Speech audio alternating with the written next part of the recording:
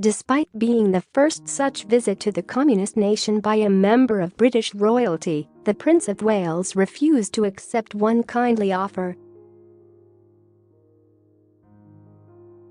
Taking refuge from the heat in a small barber shop in central Havana, the next in line to the throne was offered a Cuban trim. But the guest of honor gently refused, explaining repeatedly that he didn't want one. Royal reveal: Meghan Markle most likely to give baby this name Figu. Fighting back, Prince Charles steps into boxing ring after criticism.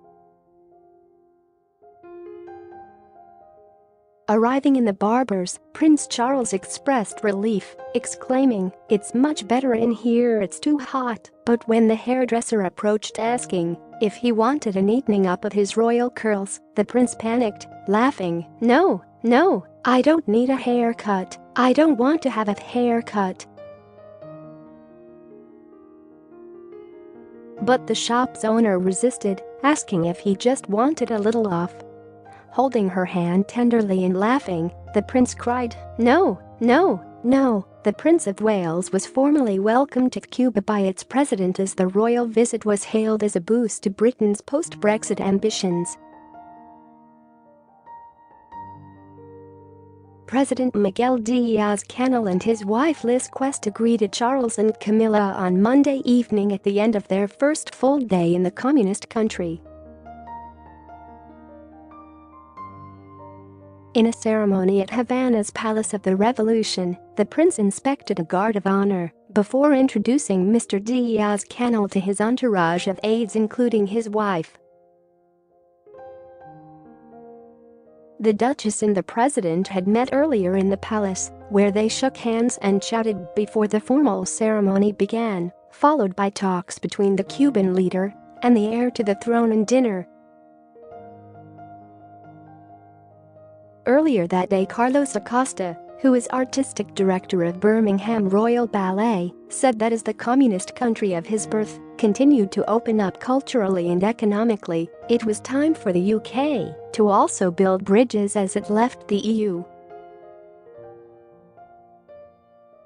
And Foreign Secretary Jeremy Hunt described the visit as a great example of bold and pragmatic UK diplomacy in a tweet. Mr. Acosta met the prince and his wife after they began their historic trip to Cuba by touring the old quarter of Havana, where they were mobbed by press and the public in chaotic scenes. Charles played the tourist when they stopped to listen to a traditional band and dropped a coin in their collection hat, while Camilla's visit to the capital was sealed with a kiss or peck on the hand from a street performer. The ballet star welcomed Charles and Camilla to his dance company, which is helping disadvantaged young people from across the region fulfill their potential. Speaking about the visit at first by members of the royal family, the dancer said, "I think it's a big deal, especially with all the Brexit. The UK is looking for emerging markets and different partnerships and to sort of build bridges with other nations, and Cuba is doing the same, which is really great." Charles's visit offers an opportunity for the UK and Cuban governments to forge closer ties in the wake of the soft diplomacy employed by members of the royal family, who use it to make friends and build bridges during foreign tours. Amnesty International UK Director Kate Allen said, "While Charles and Camilla aren't formal representatives of the government, they obviously have influence, and if they can use their visit to Havana as an opportunity to raise human rights issues, that would be most welcome."